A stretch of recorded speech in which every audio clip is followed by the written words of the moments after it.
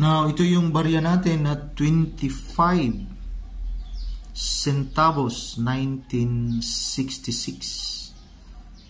So, may butas, kunting pants dito sa malapit sa mukha sa barya natin. So, 25 centavo 1966. Hindi na po maganda yung hawak nating barya, pero at least may hawak pa rin tayo na souvenir sa ganitong klaseng barya na 1966. Ito yung bibigyan natin ng update, magkano na kaya sa ngayon, sa buwang ito at sa taong ito, itong update sa ganitong klaseng barya na year 1966. Hindi naman ganito talaga na quality, pero yung year, yung titinan natin na 1966. Dalawa yung sources natin na titinan. Dito muna tayo kay Carousel PH mga kabarya. So, ito yung barya niya 1966. So, klaro pa po yung smoke.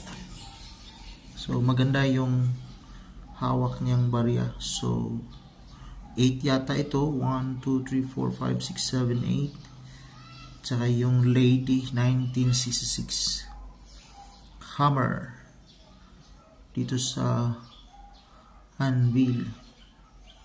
1 month ago, Kuya Joe Parks 19, 45 pesos.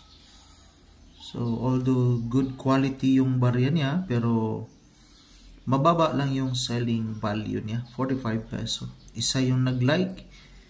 Hindi natin update kung may buyer na kaya ito.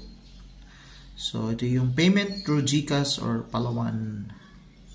Full payment before shipping policy. Ganun naman talaga. So, now, another source tayo. Dito tayo kay ucoin.net. So, ito yung mga barya. Pero, titinan natin yung 1966. So, 1.21 US dollar. Kay ucoin.net. Same sa barya natin na year. Pero, itong barya natin, wala na talaga itong value. Kahit 10 peso, walang bibili sa ganitong klaseng barya. Kahit na 5 peso, iwan ko lang kung may bibili nito na 1 peso. Pero, at least may hawak tayo na ganitong klaseng barya. May remembrance pa rin tayo po sa nakaraan natin na history. Yan lang po. Maraming salamat. God bless and enjoy.